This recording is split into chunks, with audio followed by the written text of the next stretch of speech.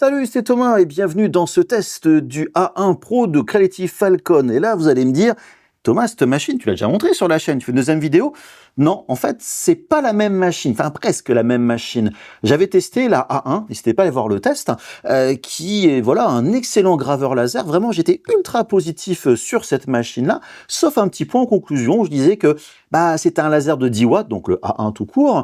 Et moi, je trouve que du 20 watts, c'est quand même mieux. En fait, c'est le bon rapport entre la finesse de gravure et une bonne qualité de découpe, notamment la vitesse. Quelques jours après la sortie de ma vidéo, le A1 Pro est sorti et donc voilà, je l'ai eu en test. Alors, en termes de différence, en fait, c'est la même machine. C'est vraiment la même, sauf donc le laser de 20 watts, un autofocus en plus pour la mise au point aisée, etc. Un écran tactile. D'ailleurs, au passage, en option, vous avez deux choses. Vous avez une autre tête laser infrarouge pour graver notamment le métal. Je parle bien de gravure, je ne parle pas de gravure en profondeur. Donc le métal et certains plastiques. Et en plus, j'ai ce filtre qui permet donc d'aspirer et filtrer les fumées qui sortent de la machine. Donc j'insiste bien, ça ce sont des options, c'est pas fourni avec la machine. Bref, je vais parler d'un petit peu tout ça. Je vous le dis dès maintenant, je fais pas un test qui est ultra poussé sur la machine, c'est vraiment la même. Donc n'hésitez pas à aller voir mon test sur la A1, ce qui fait que au moment de la conclusion, bien sûr, je vais venir un peu sur les plus, les moins, etc. Mais aussi vous dire entre les deux, peut-être laquelle est la mieux pour vous. Donc, pas mal de petites choses comme ça à discuter autour de la machine. En tout cas, n'hésitez pas à aller cliquer sur les liens en description de la vidéo. Ils sont affiliés, ce qui veut dire que si vous achetez la machine en cliquant sur les liens, ça va aider la chaîne. Bien sûr, vous avez les commentaires, posez vos questions, etc. Vous likez la vidéo au passage, vous abonnez si c'est déjà pas fait. Et puis, on va attaquer tout ça. Allez, c'est parti. Pour l'unboxing, je vais faire rapide, il n'y a vraiment rien de spécial. Alors déjà, vous avez l'air assist qui est fourni avec la machine. C'est vraiment l'accessoire qui est ultra indispensable, ça c'est vraiment très très bien. Vous avez bien sûr le tuyau d'évacuation, alors qui est un petit peu court, j'en parlerai tout à l'heure avec la filtration.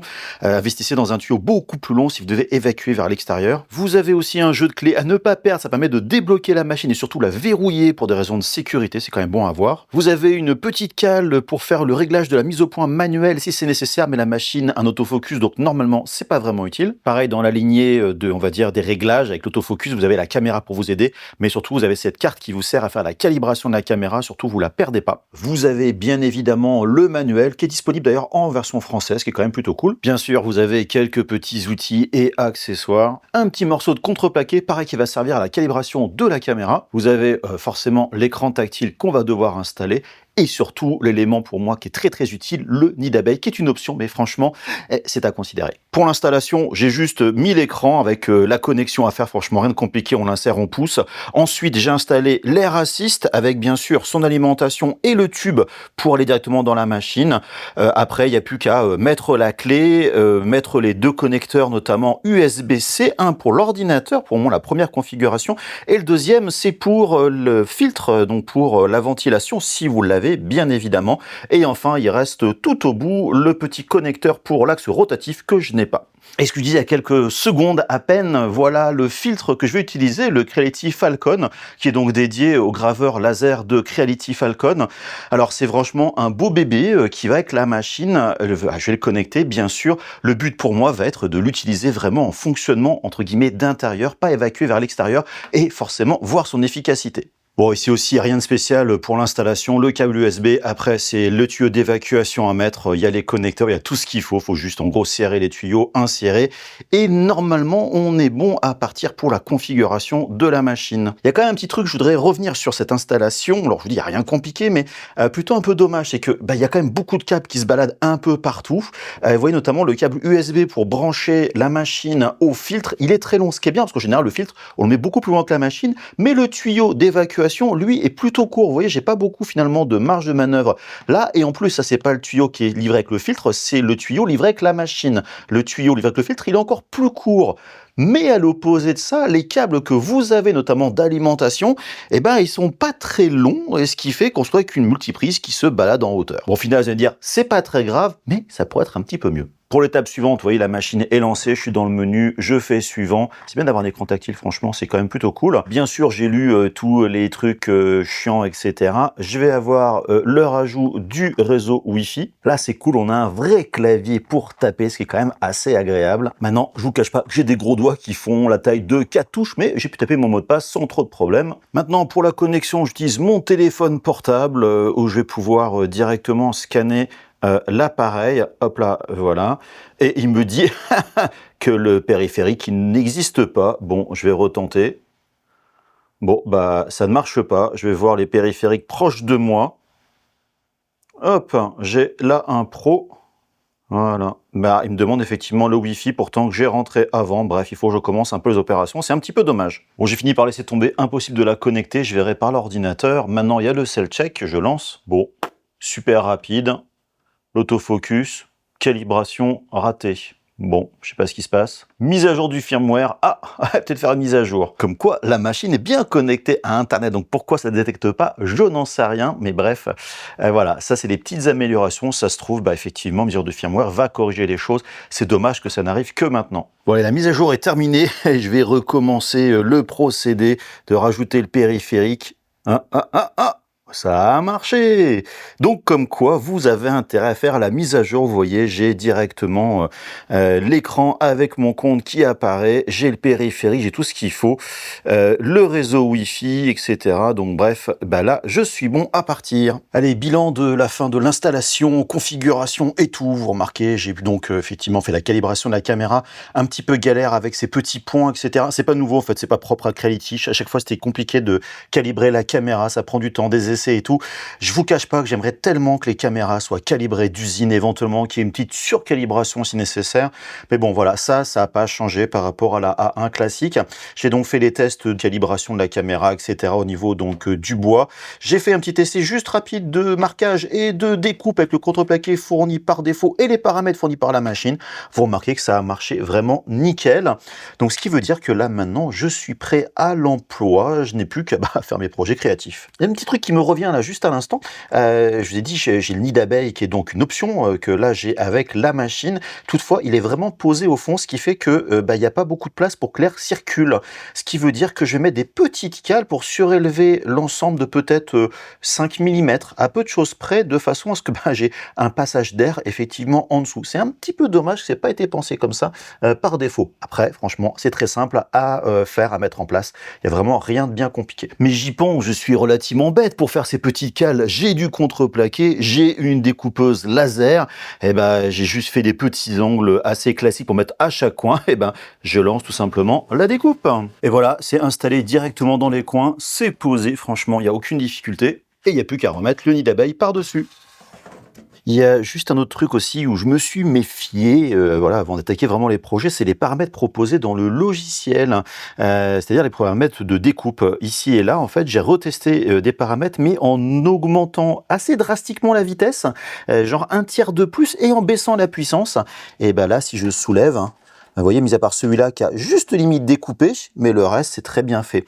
Ce que je veux dire par là, c'est que, et ça c'était un retour que j'avais fait à l'époque de la A1, du test de la A1, c'est que les configurations, les paramètres proposés sont très conservateurs, ce qui veut dire, comme d'habitude, il faut que vous testiez vos propres matériaux, trouver les valeurs qui sont adéquates. Là, par exemple, je crois que j'avais 500 vitesse et 100% de puissance, je suis passé à 700, donc c'est quand même non négligeable, et j'ai descendu la puissance à 90 pour faire le dernier trou, sachant que celui qui était un petit peu juste, j'étais à 800 mm par minute, donc je peux encore, enfin voilà, je suis un peu entre deux, mais pour dire que, voilà, vérifiez bien vos paramètres, ne vous fiez pas qu'à ceux du logiciel.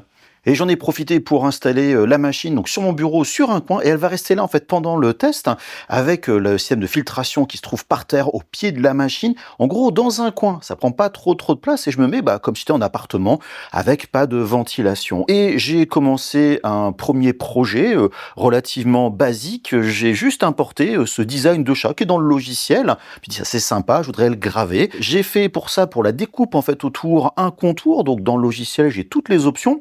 Alors le contour, bon, c'est basé sur le design, j'ai voulu le modifier et dans le logiciel donc de Creality, on peut éditer les courbes, modifier quelques points, les supprimer un par un ou faire un rectangle de sélection. Voilà, on bouge un petit peu tout ça, on peut même déplacer finalement, pas que les points, mais les poignées pour changer un peu le design.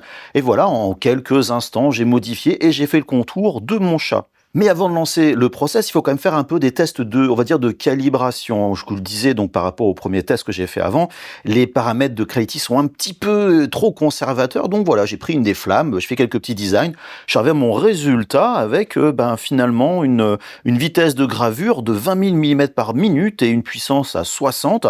J'ai voulu faire aussi un petit contour de marquage. Là, j'ai pris paramètres par défaut, donc tout est OK. Et j'ai lancé directement le process avec la machine, donc, qui commence par de la gravure donc un petit peu grande, j'avoue, et franchement, ça marche bien. On laisse la machine travailler. Je reste à côté, toujours pour des raisons de sécurité. N'oubliez pas ce genre de choses. Et qui se finit à la fin par donc le petit marquage et la découpe. Je précise, le filtre, lui, a changé de puissance en fonction des opérations. Plus ça fait de fumée et plus il se met en route. Et franchement, ça marche nickel. Et point de vue résultat, franchement, le petit chat, il est vraiment super nickel. J'ai une belle gravure, c'est très très propre. Bien sûr, le marquage facilite bien l'ensemble. La découpe en elle-même aussi est vraiment nickel. J'ai pas de marque de fumée, donc j'ai trouvé franchement des bons réglages.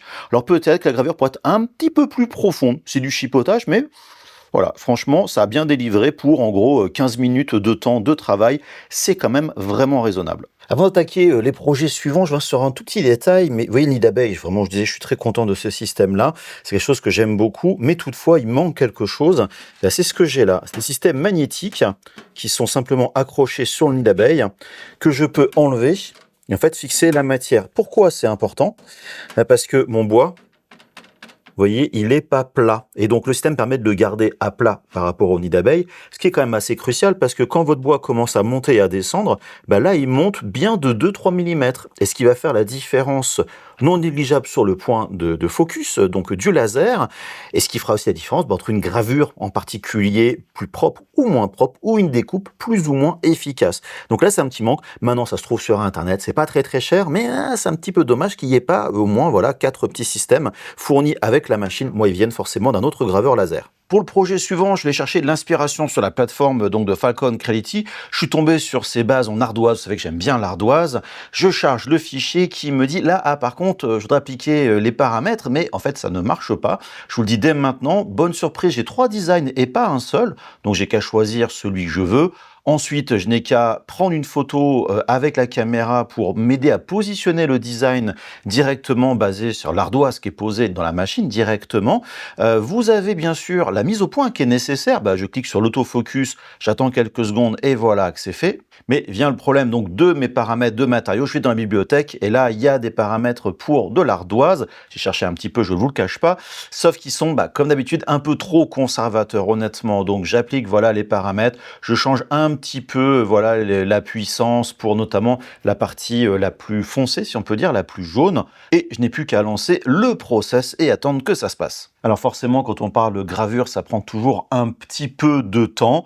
Mais voilà, l'intérêt, c'est de profiter au fur et à mesure de la puissance du 20 watts pour aller plus vite sur vos différents projets. Et voilà, c'est terminé. Alors, je vous cache pas, on voit pas finalement trop la différence de couleur. C'était pas vraiment les bons paramètres. Donc, j'ai recommencé finalement le projet déjà en cherchant un petit peu les paramètres au dos de la première ardoise. J'ai trouvé un petit peu ce qui me convenait. J'ai relancé directement le design et notamment en accélérant la vitesse. Et après quelques minutes, j'avais le résultat où là, c'était quand même beaucoup mieux. Maintenant, ce qui manque, je vous le cache pas, c'est une petite couche de vernis pour révéler un peu plus cette différence entre le blanc et cette espèce de petit jaune. Autre projet plus classique, je suis parti dans le liège. Alors, il n'y avait pas de paramètres existants, donc j'ai dû faire un petit peu les miens. J'ai fait quelques petits tests rapides pour trouver les bonnes valeurs. Franchement, rien de bien compliqué. Et après, j'ai simplement mis mon dessous de verre avec la mise au point automatique, la photo que j'ai pu récupérer. Et surtout, j'ai fait appel au design, comme j'ai fait dans un projet précédent, dans la liste que propose Creality dans son logiciel. On va donc faire quelque chose en relation avec l'apéro. Je dois changer ça, de passer de ligne à gravure. On place ensuite ça comme il le faut au bon endroit, la bonne taille, les échelles, des choses franchement très très classiques. Et il n'y a plus qu'à lancer directement le process. Et c'est ça qui est vraiment cool, c'est que tout se fait relativement rapidement une fois qu'on a les bons paramètres. Maintenant que c'est OK sur la petite base carrée, je me suis dit: «Bah, autant remplir entièrement la surface de travail». J'ai pris, plusieurs petits disques de liège, j'ai pris le motif et là, je me suis dit: «Bah, tiens, j'augmente un tout petit peu la puissance pour un peu améliorer le résultat et je vais prendre la fonction de remplissage intelligent». J'avais déjà essayé avec la version là A1 tout court et j'avais des trucs qui étaient pas forcément terribles, texte amélioré. Donc là, il suffit simplement de sélectionner le design, la forme et cetera et ça remplit de façon intelligente et ben, non, en fait, il y a des trucs qui sont bien, d'autres pas bien, donc finalement, je laisse tomber. Je repositionne un petit peu mes petits disques pour qu'ils prennent bien l'espace de travail avec la petite photo, c'était pas parfait. Je fais ça une fois ou deux. En gros, l'espace de travail est plus grand sur la machine que l'espace réel, hein, donc il faut voilà un peu positionner. Là après, c'est du copier-coller, du positionnement rapide. Franchement, il n'y a rien de compliqué. Et puis il n'y a plus qu'à lancer la gravure. Et là, on retrouve sur un problème que j'avais déjà remonté sur la A1, c'est que la gravure se fait pas par élément graphique, mais se fait par ligne, ce qui fait que la tête fait des grands allers-retours, ce qui fait que ça parcourt des grandes distances et donc on perd du temps. Ça, c'est vraiment un petit peu dommage. C'est pas matériel, c'est que logiciel, mais ce serait bien de l'améliorer. Point de vue résultat, bah, j'ai tout ce qu'il faut. Je me suis dit, ah, c'est peut-être un tout petit peu clair malgré les changements de paramètres. Je me suis refait donc une autre version, vous voyez cette fois-ci avec les résultats quand même beaucoup plus propres. Bref, le liège, ça marche toujours très très bien. On va attaquer maintenant la gravure sur du métal, sur ces décapsuleurs. Alors attention, quand je dis métal, ici il s'agit de décaper la peinture, on va dire, qui est sur les décapsuleurs. Si vous voulez graver vraiment du métal, il faut la tête infrarouge et pas la tête diode, on va dire, classique que moi j'ai. Donc voilà, ça ne marche pas surtout, donc attention à ça, il faudra la tête vraiment infrarouge. Notez au passage que j'ai dû placer très précisément les décapsuleurs sur le point du laser, histoire d'avoir la bonne mise au point. C'est un petit peu l'inconvénient finalement de l'autofocus, c'est que si votre objet n'est pas placé exactement, on va dire, au-dessus du niveau laser, eh ben, il n'y a pas moyen d'avoir la bonne distance de mise au point. Voilà, c'est un petit truc à prendre en compte. Et en fait, l'autofocus a échoué tout simplement parce que la surface, j'imagine, réfléchit un petit peu trop, donc on triche, on met un petit post-it et on lance le process. Après quelques essais, ça marchait toujours pas. Je me suis dit, il y a peut-être un problème de hauteur, tout simplement. En fait, le laser n'arrivait pas à choper les choses, car j'ai dû quand même pas mal surélever à cause du petit support que j'ai fait pour l'ensemble. Ce qui veut dire que, bah, voilà, en enlevant le nid d'abeille, en mettant ça vraiment sur le fond de la machine, il n'y a aucun souci. Donc, gardez ça en tête. Il y a des choses un petit peu trop épaisses.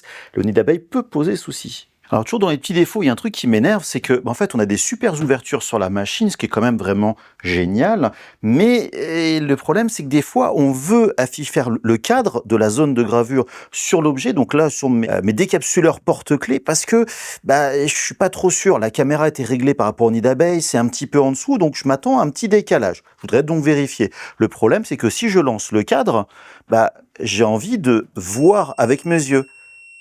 Vous entendez, la machine se met en erreur pour des raisons de sécurité. Ce que je trouve très bien lorsque la machine marche, mais dans le cas d'un cadrage, j'ai pas le laser, on va dire, en pleine puissance qui va se déclencher et tout. C'est un peu dommage qu'on puisse pas avoir une fonction pour dire quand je cadre, ne me mets pas les sécurités. Et nulle part dans le logiciel, il y a les fonctions pour enlever ces sécurités, ce qui est un petit peu dommage. Donc là, je vais lancer ma gravure un petit peu au pif. Et ce qui devait arriver arriva. Vous voyez, j'ai vraiment un décalage sur la verticale. C'est dû simplement à la caméra qui est pas calibrée pour la bonne hauteur. Elle était calibrée par rapport au nid d'abeille, pas en dessous. Donc j'ai de la déformation. Ça, c'est un petit peu le problème, ce qui veut dire que mon porte-clés, là, je l'ai cramé. Donc je vais faire un essai sur le porte-clés, sur le dessus, bien évidemment en changeant les paramètres, puis en compensant finalement le placement, ce qui est un petit peu dommage, j'avoue. Par contre, la gravure, la date franchement plutôt très très clean. Bon allez, là c'est bon, mais j'ai encore un tout petit peu de décalage sur la hauteur, même si dans le logiciel, j'ai choisi de changer la hauteur en fait, l'épaisseur finalement des objets. Ça a un petit peu corrigé la caméra, mais c'est pas encore parfait. Donc là voilà, c'est peut-être un petit défaut justement sur la machine. Et pour finir, un petit peu d'acrylique, c'est quelque chose qui est souvent demandé. Pour ça, je vais découper de l'acrylique noir. Je prends la configuration qui est proposée, puis je me dis en général les paramètres sont trop permissifs, donc je vais augmenter la vitesse. vitesse, etc. Donc je fais toujours un petit test avec, alors là j'ai fait mon texte bien sûr, mais je vais créer tout simplement un petit carré, tout simplement, ce qui va me permettre de faire des tests très très localisés et voir si ça marche. En fait, la première valeur ne marchait pas. La deuxième valeur, en fait, je suis revenu quasiment à ce qui était proposé par le logiciel de Creality, et là ça a bien marché. Donc je n'ai plus qu'à simplement reprendre une photo parce que j'ai déplacé mon acrylique, et vous remarquez que je peux changer vraiment l'intensité de la photo. Des fois, c'est pas évident de voir vos tracés, donc c'est quand même assez pratique.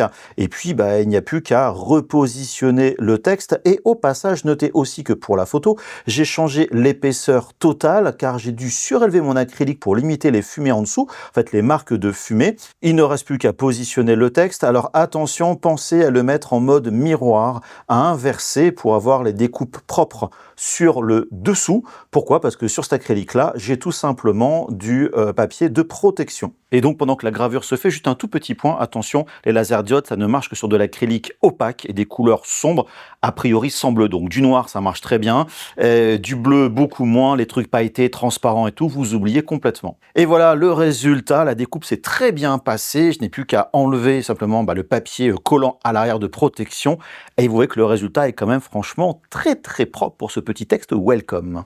Allez, on va attaquer la conclusion autour de cette A1 Pro. Alors, déjà, dans les grandes lignes, c'est un excellent laser. En fait, on est vraiment dans la lignée du A1. Comme je disais dès l'introduction, c'est la même machine, juste en plus puissante et des options en plus. Ce qui veut dire que, voilà, on a une très bonne gravure, c'est précis, ça marche bien. La machine entièrement fermée, pratique dans l'ensemble. Même si vous avez vu quelques petites galères ici et là, j'en reviendrai dans quelques instants sur ces points-là.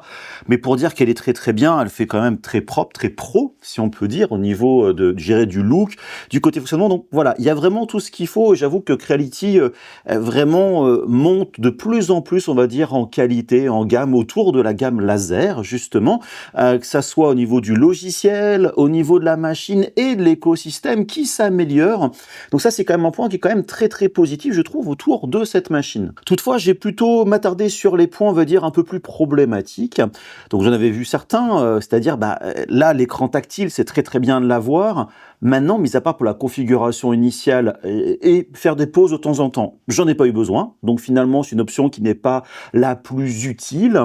D'ailleurs, vous l'avez vu, justement, cette configuration un peu plus compliquée, alors que sur la A1, j'ai eu zéro souci. On passait par l'USB, le shell, ça marchait beaucoup mieux. Donc comme quoi, des fois, les petites fonctions en plus sont pas forcément super utiles.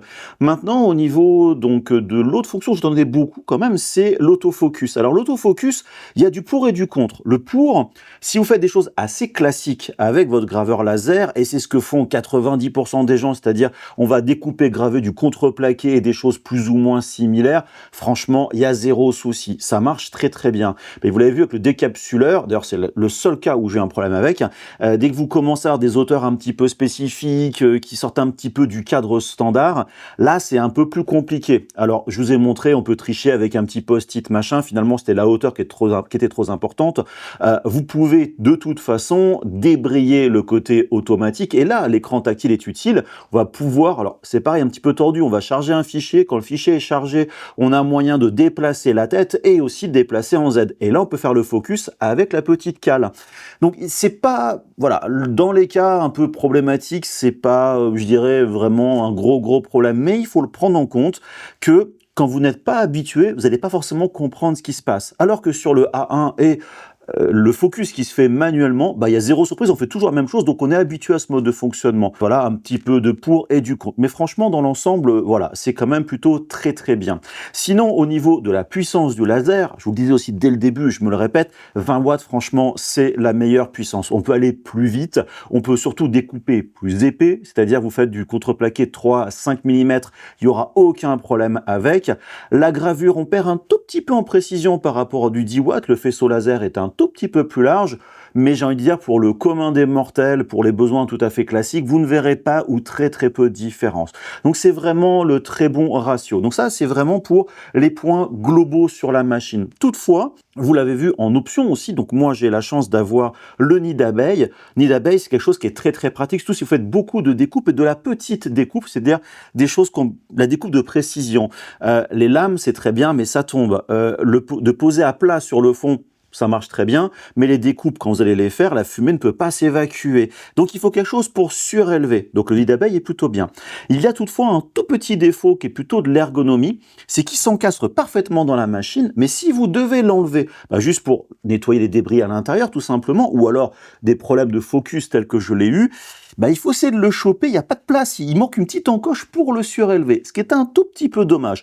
Maintenant, c'est pas très compliqué, j'arrive à passer les doigts quand même s'il le faut, si on prenait une petite pince classique pour surélever et vous enlever, mais voilà, c'est des petits points d'ergonomie ici et là. Donc pour dire que dans l'ensemble, la machine au niveau du matériel, elle est quand même très très bien, malgré ces petites finalement nouveautés de la A1 Pro, le focus qui, dans certains cas, va peut-être poser problème, et je vous le dis, c'est des cas spécifiques, l'écran tactile, pas forcément optionnel, mais le 20 watts, franchement, c'est bien. Maintenant, il reste deux points importants dans l'écosystème, ce que vous allez utiliser pour la gravure laser. Déjà, le logiciel. Alors, j'en parlais, en fait, mon avis reste le même, exactement le même par rapport au test de la A1 que j'ai fait. Le logiciel, donc le Falcon Creative Space, il propose le gros de toutes les fonctionnalités dont vous aurez besoin. Vous êtes quelqu'un de standard dans l'usage d'un laser, vous avez vraiment trouvé tout ce qu'il faut dedans. Vous êtes plutôt quelqu'un de très avancé, rien ne remplacera un Lightburn, d'ailleurs quelles que soient les marques finalement de graveurs laser. Ce qui veut dire qu'il y a tout dedans, vous l'avez vu, j'ai fait que des projets au sein du logiciel, des petits éléments graphiques, on peut importer des SVG, on peut modifier un petit peu le contenu, il y a les paramètres et tout, donc c'est plutôt bien. Mais en fait, le mais c'est le même qu'à l'époque. Typiquement, la bibliothèque de matériaux est encore un petit peu pauvre et surtout, les paramètres ne correspondent pas forcément à la machine. Mis à part le décapsuleur, en fait, les métaux, on va dire, anodisés, où les paramètres étaient bons du premier coup, les autres, souvent, c'était très protecteur. Comme si, par exemple, j'ai une machine de 20 watts, mais les paramètres étaient faits pour une machine de 5 watts. Ce qui est un petit peu dommage. Donc là, voilà, il y a un petit point d'amélioration. Maintenant, c'est un point de départ. Faut quand même tester. Et j'ai envie de vous dire, quels que soient les matériaux que vous avez, même si c'est bien calibré pour une machine de 20 watts, vous prenez sur celle-là, si votre bois, votre contreplaqué est différent, vous n'aurez pas forcément le même résultat. Donc pour dire que voilà, là il y a encore un peu de boulot, mais pour dire que Creality prend vraiment la bonne direction avec ce logiciel, c'est vraiment cool. Et maintenant, j'ai envie de vous dire, la star de cet essai, il s'est fait oublier, il était plutôt discret. Et c'est le système de filtration qui est franchement une excellente surprise. Quand ils m'ont proposé, je me suis dit encore un énième truc, il paraît joli, mais ça s'arrête là. Tous les tests que j'ai faits, plus d'autres que vous n'avez pas vu au niveau de la caméra, donc ont été filtrés par ce système-là. Au niveau du bureau, pas d'évacuation en extérieur, même si je pouvais le faire, et j'ai eu 0 odeur. En gros, il marche très très bien, super efficace. Les seuls cas où j'ai eu une fois des odeurs, mais quels que soient les filtres que vous allez utiliser, lorsque j'ai fait la découpe de l'acrylique avec le petit logo Welcome et test et tout avant. L'acrylique, quand vous le brûlez, ça sent pas bon. Encore plus, pourquoi? Avec notamment les diodes par rapport au CO2. Donc ça filtre, vous vous en rendez pas compte quand ça marche, mais dès que vous ouvrez le capot 30 secondes après, il y a quand même l'odeur un peu restante de l'acrylique qui est pas très agréable. Mais c'est pas le système. En plus, vous avez vu, on le connecte en USB, il se déclenche tout seul, la puissance va se régler tout seul en fonction de ce fait de la découpe, de la gravure. Il est vraiment très bien. C'est un excellent outil. D'ailleurs, si vous avez un autre graveur laser que du Creality, vous pouvez très bien l'acheter. C'est du tuyau, donc il n'y a vraiment rien de spécial. Il faudra juste le lancer à la main et pas l'avoir de façon automatique. Et ça, si vous faites de la découpe de gravure en intérieur, à moins d'avoir une fenêtre vraiment à côté, vous êtes obligé d'avoir un filtre. Surtout si vous faites vraiment de la découpe. C'est vraiment indispensable. Donc là, voilà, franchement, excellente surprise. Il faut savoir aussi pour les gens qui ont d'autres machines créatives, notamment les imprimantes 3D, Creality a le même pour de l'impression filament. Donc je pense que c'est exactement le même, c'est juste les tubes qui sont différents à l'arrière. Et il y a un autre qui a des filtres un petit peu différents pour de l'impression 3D résine.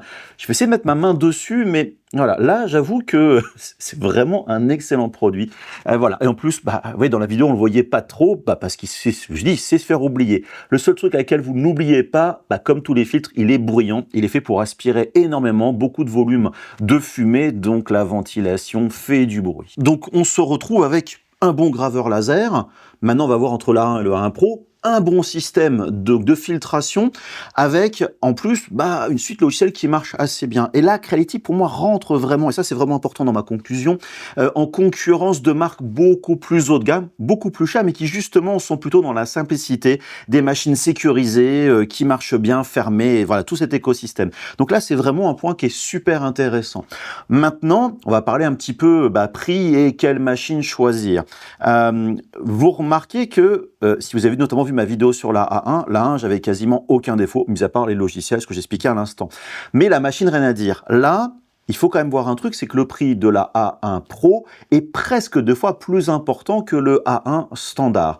Ce qui veut dire que la puissance se paye, bien évidemment, mais les autres fonctionnalités, l'autofocus, c'est un gain agréable. Je vais pas vous dire le contraire. Maintenant, est-ce que c'est indispensable? La petite cale, ça marche très très bien. Donc, si vous voulez aller plus vite, faire plus de la découpe, optez pour le A1 Pro. Si c'est plutôt la gravure vous intéresse et un petit peu de découpe pas très épaisse, le A1 va vraiment, je dirais, vous correspondre. Donc, c'est vraiment, voilà, une question de puissance et donc de confort que vous allez avoir. Maintenant, le filtre, à vous de voir. C'est quand même un joli bébé qui coûte quand même 500 €, donc ça augmente le prix de l'addition globale. Maintenant, c'est votre sécurité, votre confort, surtout si vous avez des gens autour de vous dans une boutique ou quoi que ce soit, c'est vraiment l'option à considérer. Il y a d'autres filtres qui existent, beaucoup plus petits. D'ailleurs, sur le A1, j'ai un plus petit filtre qui marchait à peu près bien, mais à peu près bien. Celui-là, il marche vraiment très très bien. Mais c'est pas une question de prix.